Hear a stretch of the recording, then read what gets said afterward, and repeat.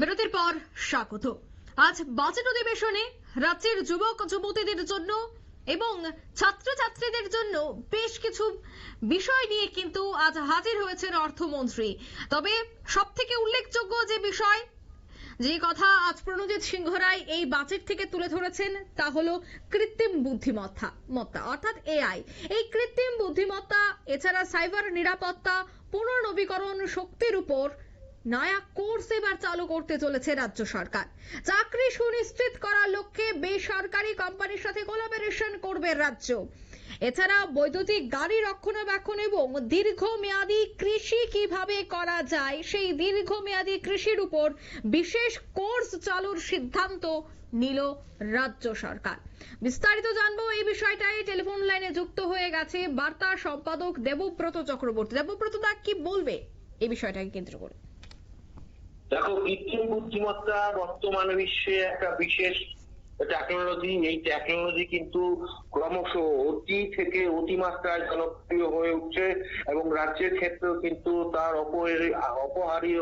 অপহার্যতা তোমার অধিক হয়ে পড়েছে।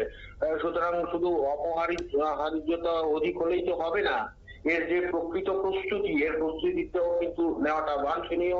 এর জন্য বর্তমান রাজ্য সরকার বিভিন্ন পদক্ষেপ ইতিমধ্যে গ্রহণ করতে শুরু করেছে।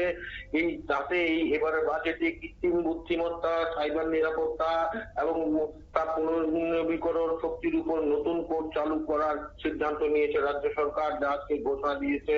এবং যে কথাটা বলা হয়েছে সাইবার নিরাপত্তা, এই সাইবার নিরাপত্তা কিন্তু একটা বিশাল, বিশেষ করে দেশ এবং রাজ্যবাসীর ক্ষেত্রে একটা বিশাল তোমার দুর্ভোগের কারণ হয়ে দাঁড়িয়েছে, আতঙ্কের কারণ হয়ে দাঁড়িয়েছে।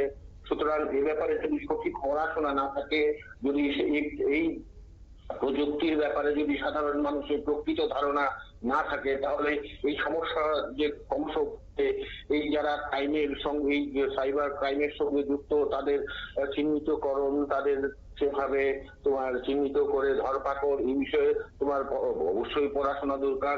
তার জন্য এই কোর্স যে চালু করার সিদ্ধান্ত নিয়েছে তা অত্যন্ত ইতিবাচক একটি দিক বলে বিশেষজ্ঞরা মনে করেছেন। এবং যে কথাটা বলা হয়েছে যে কর্মসংস্থানের জন্য তোমার বিশেষ করে কর্মসংস্থানের জন্য বেসরকারি কোম্পানিগুলোর সাথে বিভিন্ন চুক্তিতে যাচ্ছে। আমরা মাত্র কিছুদিন আগে আমরা জানি যে পুষ্পমঞ্চ পেলেছে 5 স্টার হোটেল করার জন্য।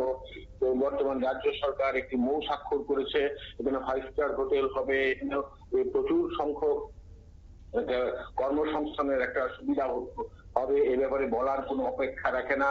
এছাড়া যদি আরো বিভিন্ন কোম্পানি রাজ্যে এসে তাদের শিল্প স্থাপন করে, তাহলে কিন্তু একটা ইতিবাচক দিক বেরিয়ে আসবে, সে ব্যাপারে সন্দেহের কোনো কারণ নেই। সুতরাং বর্তমান সরকার চাইছে, কেন্দ্র এবং রাজ্য চাইছে যেন এই রাজ্যের নতুন নতুন কোম্পানি এসে তারা শিল্প স্থাপন করে। সেই জন্য এই বাজেটে কিন্তু এই ঘোষণাটা দেওয়া হয়েছে। আর বলা হচ্ছে যে বৈদ্যুতিক গাড়ি রক্ষণাবেক্ষণ বিষয়টি এখানে বলা হয়েছে। আমরা সবাই জানি কেন্দ্রীয় সরকার ইতিমধ্যে 2030 সালের মধ্যে, 2030 সালের মধ্যে সমস্ত পেট্রোল এবং ডিজেলের গাড়ি তুলে দেওয়ার একটা সিদ্ধান্ত নিয়েছে। আমরা জানি যে প্রাকৃতিক যে সম্পদ পেট্রোল ডিজেল হিসেবে কিন্তু ভান্ডার ক্রমশ হ্রাস পাচ্ছে। এটা বিপজ্জনক এক পরিস্থিতি। আগামী প্রজন্মের জন্য কিন্তু এই ভান্ডার প্রায় শূন্য করে গেলে চলবে না।